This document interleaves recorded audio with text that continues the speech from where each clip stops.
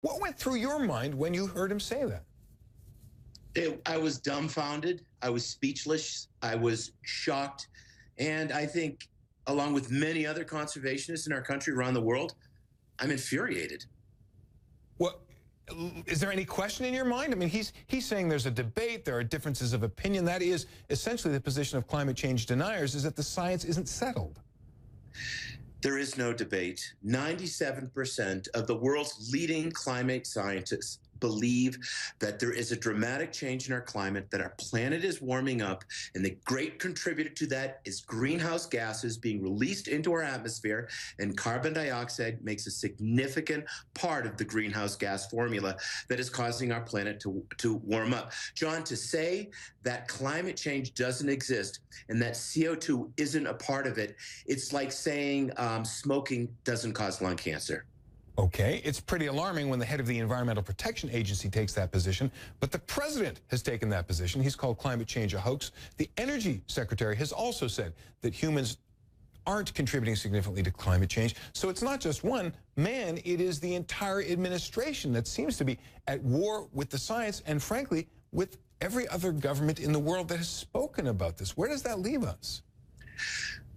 If we look at these current deregulation of these very important, time-tested, scientifically validated regulations designed to protect our planet, especially when it comes to their dim view on climate change, I believe it is a war on the environment. And I believe that this administration will go down as one of the most environmentally toxic in American history if they don't recognize their roles as environmental stewards. The role of Director Pruitt is to serve as our nation's leader when it comes to protecting the environment for wise, sustainable, practical, long-term management of our natural resources. It doesn't mean we don't have access to resources. We have to recognize that climate change is very real. John, if you look at a photograph that Ansel Adams took at the turn of the century, and you try to find the glacier that he captured today, you won't recognize it because in the lifetime of a human being, many of these glaciers have receded. They are the ultimate ambassadors of climate change. So I believe this is a huge wake-up call for America, that we need to pull our heads out of the sand and recognize that we are responsible for our planet. We elect leaders to not only provide us with prosperity and opportunities to thrive as a nation, but to secure the national natural legacy unique to our country for us to sustainably use, to cherish, protect, and to pass on to the next generation. So I'm going to interrupt because there's a larger point here. You're talking about America and the national legacy.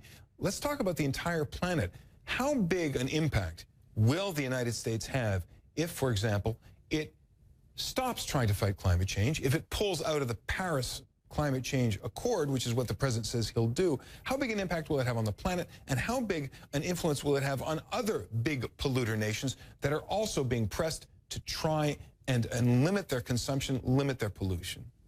If Director Pruitt, under this administration, continues on course and denies the impact in the science of climate change, I believe the impact will be global.